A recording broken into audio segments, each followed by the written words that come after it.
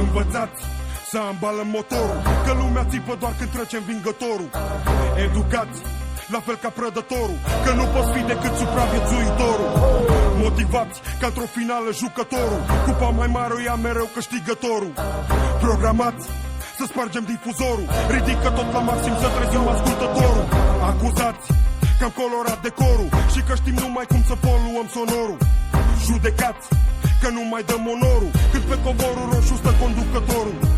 Aranjați să moară mâncătorul, să înceapă să vorbească singur turnătorul.